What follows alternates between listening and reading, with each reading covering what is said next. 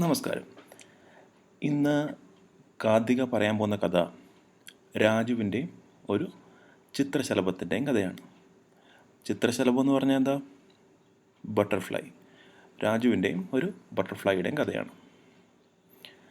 രാജു സ്കൂളിൽ പോകുന്ന ഒരു കുട്ടിയായിരുന്നു.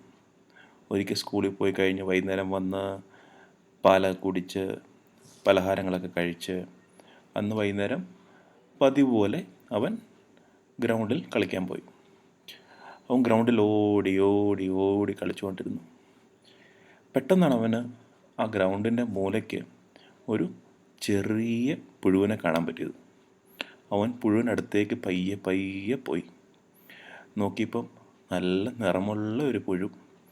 ഹായ്, എന്ത് രസമായി പുഴുവിനെ കാണാൻ, രാജു പറഞ്ഞു.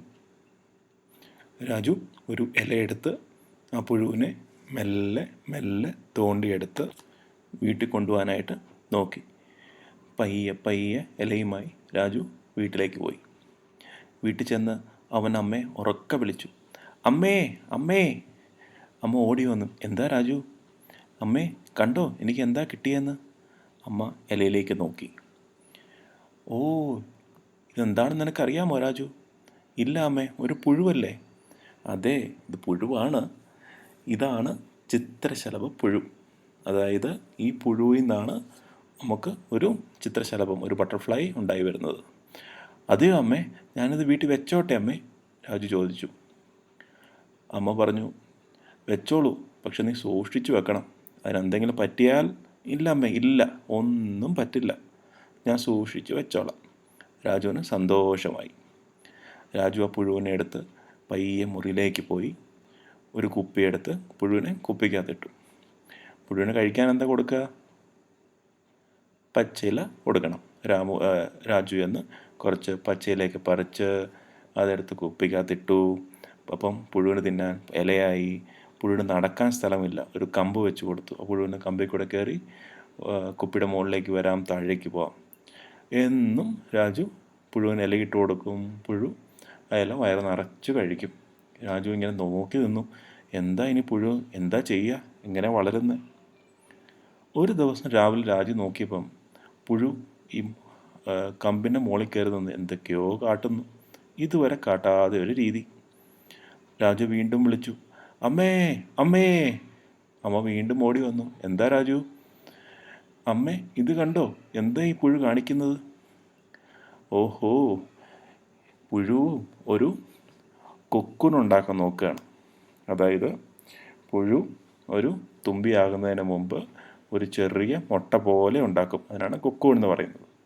ആ മുട്ടയ്ക്കകത്ത് നിന്ന് പിന്നീട് ഒരു പുഴു മാറി ഒരു തുമ്പിയായി പുറത്തു വരും, ഒരു ചിത്രശലഭമായി പുറത്തു വരും. അതെയോ അമ്മേ? ആ, നീ നോക്കി നിന്നോ. രാജുവിന് പിന്നെയും കൗതുകമായി. രാജു നോക്കിയിരുന്നു. ഓരോ ദിവസവും ആ കൊക്കൂൺ വരുന്നത് എങ്ങനെയാണ്, കൊക്കൂൺ പൊട്ടുന്നുണ്ടോ, ചിത്രശലഭം പുറത്ത് വരുന്നുണ്ടോ, എങ്ങനെ ഇരിക്കുമോ ബട്ടർഫ്ലൈ? രാജു ഇങ്ങനെ കാത്തിരുന്നു.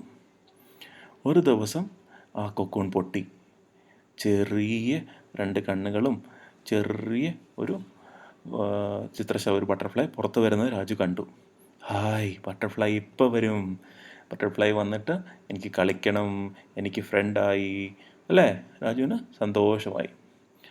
കുറേ നേരം നോക്കിയിട്ടും ആ ബട്ടർഫ്ലൈ പുറത്ത് വരുന്നില്ല. ചിത്രശലഭം പുറത്ത് വരാൻ പറ്റുന്നില്ല. ആ തൊള്ള ചെറുതായിരുന്നു. അപ്പോൾ രാജു വിചാരിച്ചു ഇപ്പോൾ വരും എന്ന് വിചാരിച്ചു. അവസാനം രാജുവിന് വിഷമം തോന്നി. എത്ര നേരം നോക്കിയിരിക്കുക. അപ്പോൾ രാജു വിചാരിച്ചു, നമുക്ക് ആ ബട്ടർഫ്ലൈയെ ഹെൽപ്പ് ചെയ്യാം. ആ തൊള്ള പയ്യെ വലുതാക്കി കൊടുക്കാം, അപ്പോൾ പുറത്ത് വരാമല്ലോ. രാജു ചെന്ന് ഒരു കത്രിക എടുത്തുകൊണ്ട് വന്ന് പയ്യെ പയ്യെ വന്ന് ആ കൊക്കൂണിൻ്റെ ആ തൊള്ള പയ്യെ വലുതാക്കി. അപ്പോൾ അതിൽ നിന്ന് പുറത്തിറങ്ങാൻ ശ്രമിച്ചിരുന്ന ബട്ടർഫ്ലൈ പുറത്തിറങ്ങിയപ്പം രാജു ഞെട്ടിപ്പോയി. എന്താ പറ്റിയേ? രാജു വിചാരിച്ച പോലെ അല്ലായിരുന്നു ആ ബട്ടർഫ്ലൈ. ആകപ്പാടെ നീര് പിടിച്ച് വീർത്ത് ബട്ടർഫ്ലൈയുടെ ചിത്രശലഭത്തിൻ്റെ ചിറകൊക്കെ നനഞ്ഞ് ആകപ്പാടെ ചുങ്ങിയിരിക്കുന്നു. രാജു വിചാരിച്ചു, എന്താ ഈ ബട്ടർഫ്ലൈ ഇങ്ങനെ ഇരിക്കുന്നത്? ചിലപ്പോൾ കുറച്ച് കഴിയുമ്പം അത് നല്ല വലുതാവുമായിരിക്കും. രാജു നോക്കിയിരുന്നു. കുറേ നേരം കഴിഞ്ഞിട്ടും ആ ചിത്രശലഭത്തിൻ്റെ ചിറകിനോ ശരീരത്തിനോ ഒരു മാറ്റവുമില്ല. നീര് പിടിച്ച പോലെ വീർത്ത ഒരു ശരീരം. രാജു വീണ്ടും വിളിച്ചു, അമ്മേ അമ്മേ. അമ്മ വീണ്ടും ഓടി വന്നു. എന്താ രാജു? അമ്മേ അമ്മേ, ഇത് കണ്ടോ, ഞാൻ ആ ചിത്രശലഭത്തിനെ ഹെൽപ്പ് ചെയ്യാനായിട്ട്, സഹായിക്കാനായിട്ട് ആ കൊക്കൂൺ മുറിച്ചിട്ട് നോക്കിയപ്പം തുമ്പി ബട്ടർഫ്ലൈ ഇങ്ങനെ വന്നേ. അപ്പം അമ്മ പറഞ്ഞു, രാജു, നിനക്കറിയോ എന്താ സംഭവിച്ചതെന്ന്? ഇല്ല അമ്മേ, എന്താ പറ്റിയേ? ഒരു കൊക്കൂണിൽ നിന്ന് ഒരു ബട്ടർഫ്ലൈ ഉണ്ടാകുമ്പോൾ അതിന് അതിൻ്റേതായ രീതിയിൽ വേണം പുറത്തു വരാൻ. അത് അതിൻ്റെ ചിറക് വളരുന്നതും അതിൻ്റെ ശരീരം വളരുന്നതും ആ കൊക്കൂണിലൂടെ ബുദ്ധിമുട്ടി പുറത്തിറങ്ങുമ്പോഴാണ്. അതിൻ്റെ ശരീരത്തിലേക്ക് ഒരു ഫ്ലൂയിഡ്, ഒരു ദ്രാവകം വന്നിട്ട് വേണം അതിൻ്റെ ചിറകിന് ശക്തി വരാൻ. അതിന് വരണം എന്നുണ്ടെങ്കിൽ അതിൻ്റെ ആ തുള മുറിച്ച് ബുദ്ധിമുട്ടി വേണം പുറത്ത് വരാൻ. നീ എന്താ ചെയ്തേ? നീ ആ കൊക്കൂൺ മുറിച്ചപ്പം തുമ്പിക്ക് അത് ചെയ്യാൻ പറ്റിയില്ല. അതുകൊണ്ട് അതിൻ്റെ ചിറകം വലുതായില്ല. രാജുവിന് വിഷമമായി. അമ്മ പറഞ്ഞു, കുഴപ്പമില്ല മോനെ, ഇങ്ങനെയാണ് നമ്മുടെ ജീവിതത്തിലും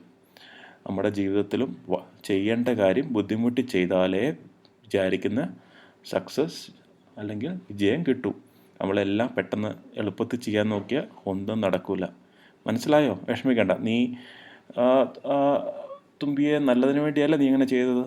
രാജുവിന് അത് കേട്ടപ്പം ആശ്വാസമായി. അപ്പോൾ നമ്മൾ ഈ കഥയിൽ എന്താണ് പഠിച്ചത്?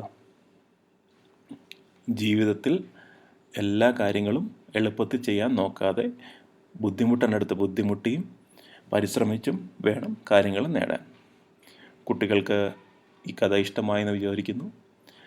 ഇഷ്ടപ്പെട്ടെങ്കിൽ ലൈക്ക് ചെയ്യുക, ആപ്പിൽ കമൻ്റ് ഇടുക, കൂട്ടുകാരുമായി ഷെയർ ചെയ്യുക. അടുത്ത കഥയുമായി കാതിക വീണ്ടും വരും. ബായ്.